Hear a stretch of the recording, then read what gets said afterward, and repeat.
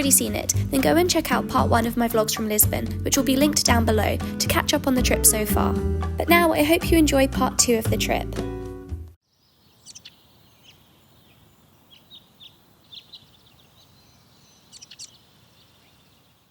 Hello, so it's the next day. Yesterday we were supposed to go to see like a Fado in the evening, but then we ended up going out too late because by the time we went food shopping, had dinner and went out, all the places were closed or like they didn't have the music anymore, so we're going to try to go today instead.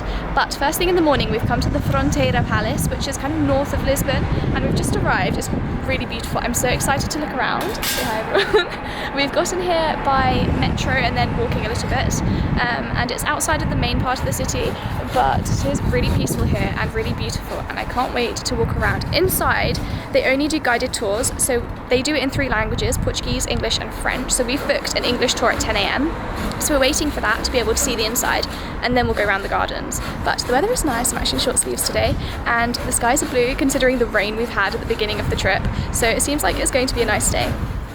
So we're at the Fronteira Palace and we've just had a tour of the inside. Unfortunately, because the family, like the nobles who used to live in this palace for centuries, still live here, we weren't allowed to take photos inside. However, it was beautiful. The inside was filled with like hand-painted tiles and pastel-coloured interiors, and honestly, I was walking around just imagining myself living in this palace. It's behind me here, and there they have like the French-style gardens. We were walking along the walkway that has statues, like busts of all of the kings of Portugal, and it's just so beautiful. I am so happy and it's been a lot of fun.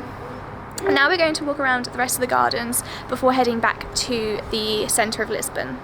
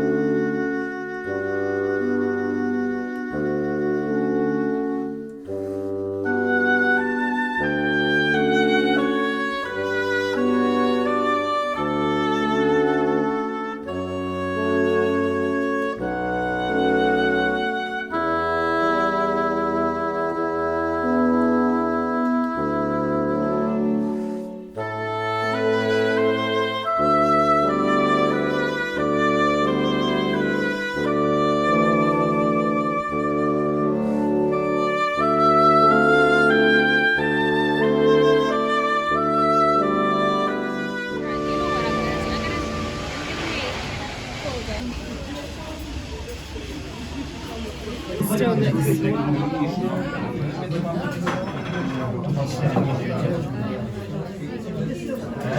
My choices. That's why we sent you in the first place, because you trust you. Hello, so after going to the palace we went to have lunch, and we went to this really good restaurant that was really small and authentic, and you almost miss it when you walk down the street, but the food was probably actually the best I've had so far in Lisbon. So I'll link all the information down below so that you can check it out if you're looking for somewhere to eat in the area, because also the prices were really good, so I just really recommend it. And now we have all come, we're in the queue, it's a very long queue, it goes on forever, but we got the tickets and we're queuing to enter the monastery. Again, I forget the name. The Jerónimos. You say it. I'm not gonna say it again. Jerónimos. I'll write it somewhere on the screen so you can see what it's called. Anyway, it looks very pretty and there's cloisters inside, and it kind of reminds me of like a Portuguese version of Harry Potter from the photos I've seen online. So I was like, I need to come and have a look, and I'm very excited. So yeah, we're queuing and we will go in soon. Jerónimos Monastery is a former monastery of the Order of St. Jerome, located in the Belém district of Lisbon. It was secularized in 1833 and today is owned by the charitable institution Real Casa Pia de Lisboa. Built in the early 1500s, it is one of the best examples of the late Portuguese Gothic style in the city, which I suppose explains why it reminds me of Harry Potter so much. In 1983, the monastery was classified as a UNESCO World Heritage Site, as well as the nearby Tower of Belém, which we visited afterwards. Within the monastery, you will also find some important tombs, like the tomb of Fernando Pessoa, a renowned Portuguese writer and poet, as well as the tombs of Vasco da Gama and Luís de Camões. A visit to Belém is not complete without stopping at the famous Pastéis de Belém bakery, which is known for making Portugal's most loved pastry, the pastel de nata, or, as they like to call it here, the pastel de Belém. By this point on the trip, I had already eaten a considerable number of pastel de nata, so I felt confident at my ability to rate them.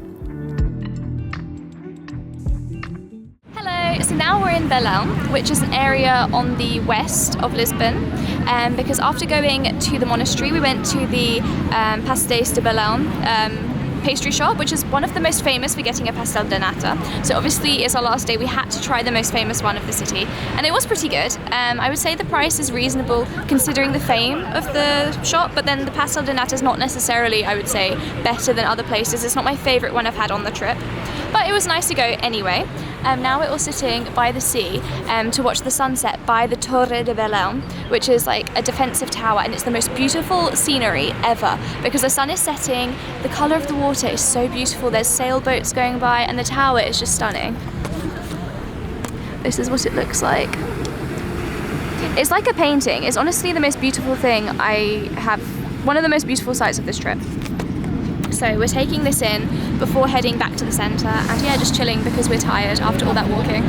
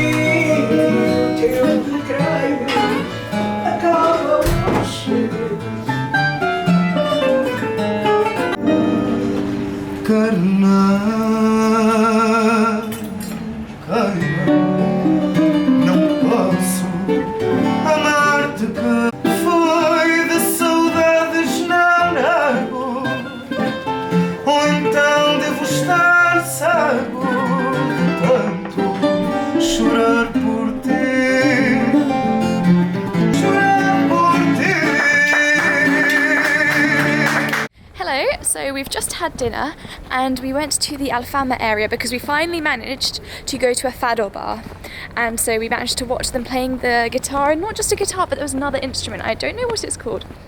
It was like the other one? Yeah, the other string one was like, it had more strings than a guitar, and it was the Fado. That's the Fado. Yeah. I don't know. Or maybe don't know if Fado is the style of music or the instrument. But it was basically cool. Yeah, it was like a guitar but more like a lute shape, and it had lots of extra strings, and it was really cool. The people who performed were very, very talented, and so like we were sat at a table that was right next to the two guitar other instrument players and then the singer, and they had a few singers who came in and they would change like every 15 minutes I think. So we listened to 3 different people, with our dinner, and it was very nice, and I'm very happy to have heard it. And now we're heading into town because this is our last night here before the light here is very strong. Our last night here before we go back, so we are thinking of going for some drinks and then yeah, making the most of it, because then we have to pack and leave and it's very sad, but yeah.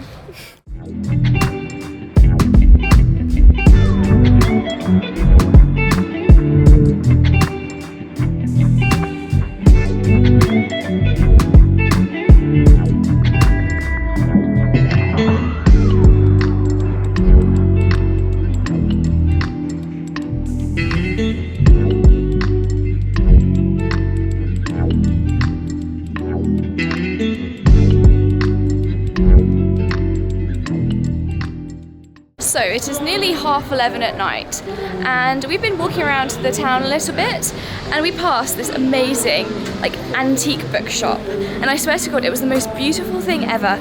And it's really late at night, so I'm surprised it was open actually, but we were looking around and I found a really cute bunch of scrapbooking things, so I got like some postcards and stamps. It was really nice. We were walking around that night, we got into the bookshop and we stayed there for an hour until somebody had the strength to drag all of us out of the bookshop. Because the thing is, like after a few drinks, we could just spend forever looking at this bookshop, like looking through all the books, the postcards, everything.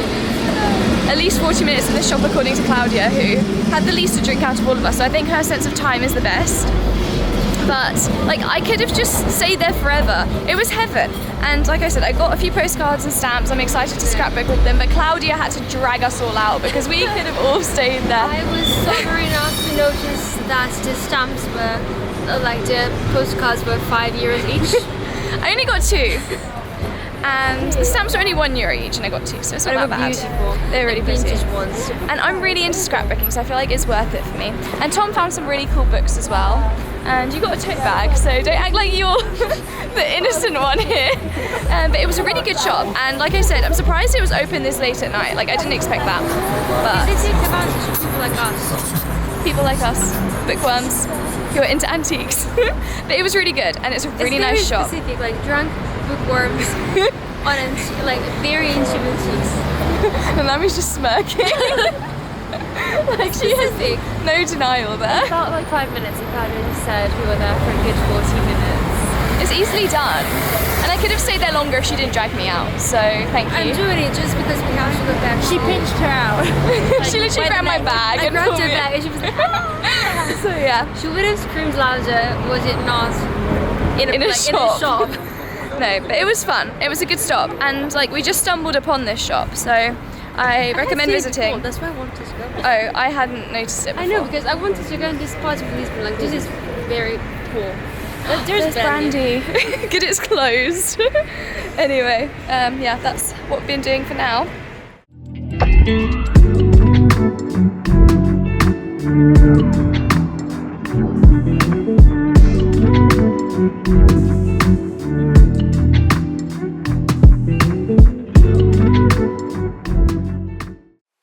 Hello, so I am now back home from my trip from Lisbon, and I had the best time. It was really nice to explore the city with my friends. I was there for the first time and I really loved it. Despite it being a capital, I found it really, like, it had a real holiday vibe. It was very calming, relaxing. It wasn't like one of those busy cities where everyone's in a rush. So I really appreciated the time to just relax and sightsee, and I miss it already so much.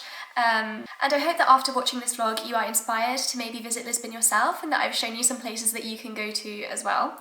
And just to finish off this video, I thought I would show you some of the things I bought while I was in Lisbon, because I think at the end, the last bit of footage is of the last night, when after having some ginginha, we went on a walk around town, and we went to an antique bookshop, which, if anyone knows me, knows that I am obsessed with antique books. I have a whole collection, and I didn't get any books, but I did get some postcards, which were a little overpriced, but I only got 2, and I feel like they were well worth it. And this is what they look like. They're obviously written in Portuguese, but I love the style of them, and like I said, I love to scrapbook. So this is something that for me is very precious and not that easy to find. It's something a bit different, so I was very happy that I found these. This is one. The other one I've already stuck in my journal.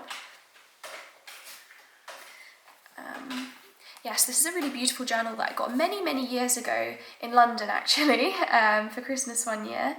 but I never used it because I had this kind of fear of using my books because they were too precious, and my New Year's resolution was to actually start journaling and just use them. So already since the new year, this is all that I've used. So I'm over halfway and it's only March, so I will have to start another book before the end of the year. But this is how I've put the postcard in. So you can see, because obviously the writing on the back is just as beautiful and I didn't want to ruin it, so I stuck it with a bit of washi tape like this. And it's actually worked very well. I think the result is very pretty. So here you can see the beautiful handwriting and the postcard itself. And then a little drawing that I did and a quote by Claude Monet. And then yes, some daisies from when I recently went to sit by the lake with my friend Claudia. So yes, it's a very precious page to me, and it's got the beautiful postcard from Lisbon. And then a few other souvenirs that I want to show are this tile, because obviously the azulejos are one of my favourite things about Lisbon, and so I knew I wanted to get one to bring home with me, and I particularly love this one because obviously the blue and white, and then the picture is just very folk style, and I love it. So this is now in my kitchen. Another thing that I got for my kitchen is this little, I don't know what you call it, it's like padded, it's like an oven mitt, but it's not actually got something to put your hand in, I guess like a heat-proof mat. But I don't want to use it because I don't want to ruin it, so I have it hanging on a hook, and I think it just adds a lovely pop of colour in my kitchen, and it matches the kind of theme that I have going on because it's very rustic, and yes, I really love it. It's handmade as well, it's really beautiful. And the back is gingham, so I also have this. And then Lisbon is known for its sardines, so of course I had to get one of them I've already eaten, a pack of sardines, but I just wanted to show you the packaging anyway. And then I also got a pate made from fish, because like I said, they're famous for their seafood, and I thought it was worth getting their speciality to bring home so I can carry on having the flavours of Lisbon with me here when I miss the city. But I hope you enjoyed this video. If you did, then please like it and subscribe to my channel to join me on more adventures, because I have a lot of travel coming up very soon.